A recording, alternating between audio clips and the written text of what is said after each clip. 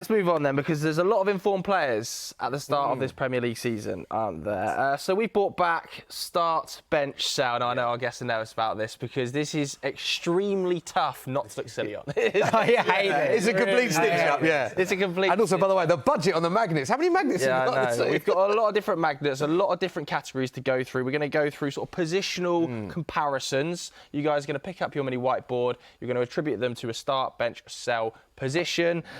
Should we start with goalkeepers? Because I think at the start of this campaign, there have been some unbelievable names. So the three options we've given our guests are as follows. We've got David Raya, Emi Martinez, and Andre Onana, who, by the way, has been brilliant for United at the start of the season, despite the fact United have been struggling. Obviously, Emi Martinez on fire in the Champions League. What a game midweek. And David Raya looks like he's unbeatable right now. So let's have a look. Reveal your magnet boards. What order have you gone for?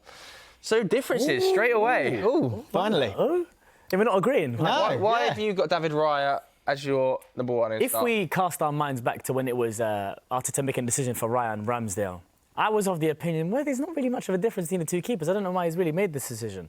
But then I look at the impact of Raya this season, especially towards the end of last season as well. Hugely immense for me. He's claiming, he's sweeping, he's making sure he's really good with the ball at his feet as well, which is really important for us. You know how Arteta loves to play. I think he's been very, very key in that sense.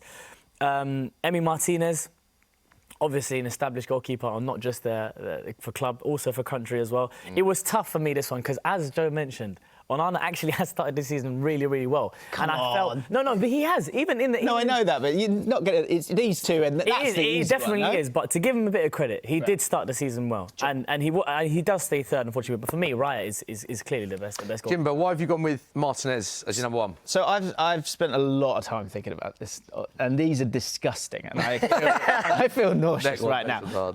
The way I found a place to settle with it, with a lot of them, was like, if there's a final tomorrow, who's got to start? And Emi Martinez, for me, has to start big games. Because he's the ultimate big game player of the three, you think? And in my sad little mind, what happens is I had that, and then I would see the person who was on the bench, and then I go, can I live with them being on the bench? And that might change things as well.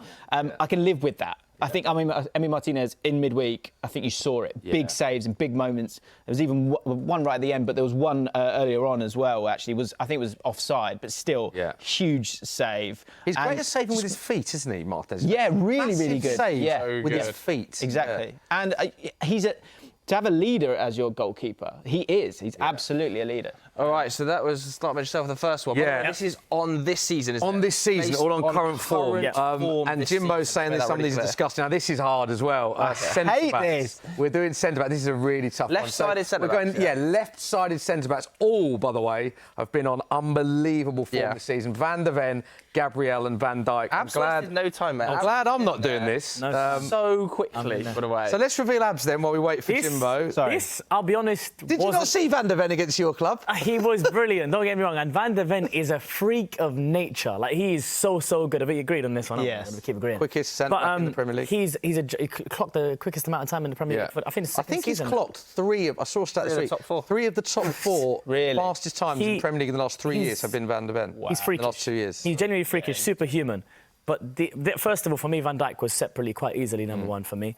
Quite easily? Yeah, honestly. Because I think, although Gabriel is brilliant, I think Saliba is the better one out of the two, between Saliba and Gabriel. Okay. And I think Van Dijk is still, to this point, the best centre-half in the league. And I say that because, obviously, after the injuries, there was a while thinking, what's he going to do? Is he going to come back to... Right now, the way he's playing and performing at this level, this is the tip-top Gabriel, and I think it's still one of the best centre-halves in the world. Van Dijk. Gabriel, though, is someone who I thought maybe, are they bringing Calafiori in to upgrade on him? What are they going to do with Gabriel? I wasn't too sure, because I remember at the beginning of last season, he went to the bench. And it was like, what is he going to do? I think he played Ben White there and Tom Yasu on the right-hand side. But it's like, Gabriel has really come into his own. The set pieces and the importance of them right now. So good on set pieces. Arsenal, I was watching games of Arsenal, especially the City, they were celebrating when they won a corner. Because of this. This is the reason why, because of how important he is for that team. So, yeah, he's very, very underrated as well. Van der Ven, like we said. Jimbo. Superhuman, but easy agreement third for me.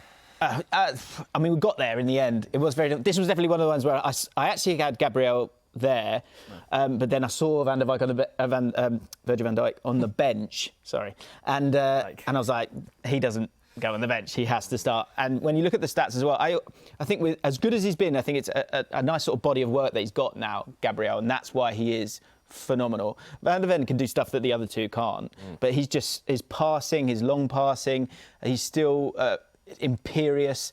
The clearances, winning every single header, and actually, I think if you put Van Dijk, this is dangerous. If you put Van Dijk on those corners where Gabriel stands, I think Van Dijk probably scores some goals as well. So although a major impact and massively underrated, I can't get away from Van Dijk. There's a metric to keep all fans happy. Van de Ven has the most assists out of all of them in 2. Gabriel has the most has the most goals out of all of them in 2, and Virgil van Dijk's conceded the fewest goals. So no one can be wrong. So no one can be wrong. It's good fun, isn't it? I think with Virgil van Dijk, probably a lot of fans would agree in terms of the stature of the players. So tough one. Good start. It's a good start. Let's go to the defensive midfielders, shall we? Because again, we're basing this on this season. Yeah.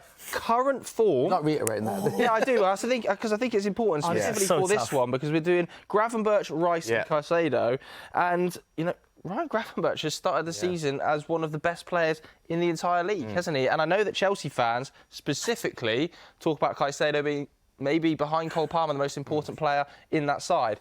So I think this is hard. Jimbo's ready for Abz this time. It's so tough that Abz is still doing it. Yeah, that was tough. That was Wow. Okay. Wow. Oh wow. Based on this, total this is agreement. really interesting. This is so tough, and the reason why I say it's so tough because I'm not happy selling Moises Caicedo. I'm really not happy selling Moises Caicedo. He's found his feet, isn't he? If we're talking about underrated, I know how brilliant these guys have been for their teams. And also, interestingly, Declan Rice hasn't always been playing solely as a defensive midfielder for Arsenal under Arteta. Recently been picking up positions higher up on the pitch. But just a word on Moises Caicedo. So underrated. He's been such an important player for Chelsea, and he goes under the radar. You'll see, obviously, the attacking players who are just brilliant. The technical ability that Chelsea have in their front line is a joke right now. But who is doing the dirty work and making sure that team stays afloat is Moises Caicedo. I say that, but I put him in sell because... You're selling him. Just but I'm selling him. It's crazy. Declan Rice, we know how important he is to his team and the amount of ground that he covers, which is what he does. We know what Declan Rice is, and it's what he's been doing for years.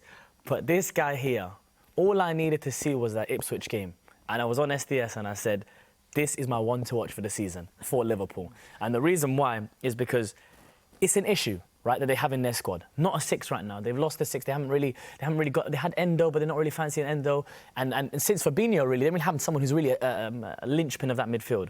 What he's come and done with the athleticism, with his driving with the ball, with his affecting the game. He's been arguably man of the match at Liverpool for the last couple of games in a row. I think the fact that the players are starting... I saw Robertson's, I think it was on Instagram, wasn't it, saying this is getting boring. Because every game, Gravenberch is winning man of the match. It's a very tough one. I think, and he's so well-rounded at the moment. I think that's the thing, the ability to sort of get out of pressure at times. And to have a midfielder that can... Especially with the way teams press now, it's so structured. The ability to turn and drive past players. You take players out of the game, which you don't see a lot of. He's making a lot of tackles and interceptions. To be fair, Caicedo, I think it's 5.86 tackles and interceptions, which is unreal, ridiculous. It's a joke. Declan Rice, I just thought the thing with Arsenal, it's difficult. They're such a solid team that it doesn't. The sparkle's maybe not the same, and with Gabriel it's similar, but he never lets you down. No. Every single game. So I had to kind of put him on the bench. But Gravenberch right now is absolutely on fire. And when you're making it about this season, to be that midfielder so well-rounded, quick mention to McAllister, I think helps alongside him there. Huge. But he's doing absolutely everything. He's in incredible form. Have to start him. Good point. Good point to reiterate about this season because that's very applicable for that category as well. Right, next up. Sorry, lads, this doesn't get any easier, by the way. I don't want to do this. This is the worst. We're doing England forwards, and I know Jimbo's not happy with this. Can we abstain? Again, this is a tough Can one. we abstain from Saka, Palmer, Foden. I mean, 3 absolute ballers. I've changed this every single. Yeah, this is tough, isn't it? Because on form this season, you know, Cole Palmer, there are arguments that he is potentially the best player in the league right now, aren't there? I've seen that discussion happening this week. He's got 6 goals and 4 assists already. Go on, Jimbo. Let's have a look. What have you gone with? Doing this. Why have you gone for that, Jim? Well, you do it, but stop. You do it. You give me the answer. You give me the right answer. Oh, he's not happy with I know how this works. I know this goes on YouTube. I know you're in the comments, and feel free. It's not easy. Right. Oh my God. Wow. Cole Palmer. I just know it's coming. Cole Palmer is absurd right now. Yeah. And when we make it those sort of parameters, again, the consistency of Saka gets slept on. He's always fit. He's always playing. I went to the Bolton EFL Cup game. He's playing in that one. Yeah. I know. Foden. This is why I feel quite sick right now, because that's ridiculous. But he hasn't started an awful lot of games. To be fair to Foden, he's only played 3 games. I think it's worth. Yes, yeah. And I know I'm taking it too seriously. You know, I like that about you. Yeah. Look, Foden, phenomenal last year. And actually, when you look at the goal involvements overall since Palmer went to Chelsea, he's got more than anyone. Full stop. I think it's second or third in Europe. But a lot of those are penalties, and he's actually Foden scored more goals than him. But if I'm playing a final tomorrow, I can't not play Cole Palmer. He's a joke. Yeah. It might sound like I'm trying to phrase this. So it doesn't sound like a stupid question because obviously Haaland is having an unbelievable season. But who is the best player in the Premier League right now? Would you say it's Cole Palmer or Haaland? Yeah, I think he is the best player. Cole Palmer. You know, the most important player this weekend, or who's likely to make an impact as well. I mean, look, goals win games. So, and Haaland's a bully from that point of view. But the creativity that he's showing, like the way he's knitting it together, he's unstoppable. He actually could have scored 6 against Brighton. No, there was he 2 genuinely chances he missed that were genuinely. huge chances as well. I think he was disappointed after the game that he hadn't got 5 or 6 there. Great point. I was just about to say that. What was amazing, I don't know if you saw his post-match, it was like first player ever to score 4.5 in Premier League history, I believe I'm saying.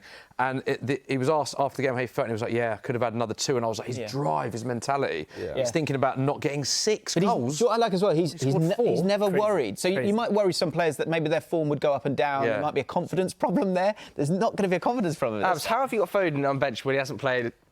Like, I have to put a caveat, guys. Go on. Got to do a caveat. For me, the way I thought about this is I can't justify... Like, doing it now, you guys are... It's crazy to ask right now, doing it based on right now. Do you want to speak to the camera as well? Like, Please. I'm out. Arsenal fans, I'm sorry. I'm sorry, guys. I'm sorry. But, the reason why is I'm taking into consideration a bit last season as well. I understand we're doing it for right now. I have to do this. The reason why I say this is because it wouldn't be true to myself if I'm someone who's so certain that I believe strongly that Foden's better than Bukayo Saka, which is something I've believed since last season as well. And there's not a lot in it, by the way. It's not close and it's not far away. But this guy is one of the best players in the world. I'm not even Premier League. This is one of the best football players in the world, right? Out of the 3, obviously Saka, I think, one of the most consistent players for England. Sure. Foden, the best player in the Premier League last season. Jimbo's just said Cole Palmer, the best player this season. Which of the 3 has the highest ceiling, would you say? How dare you? He's got to ask these questions, but that is...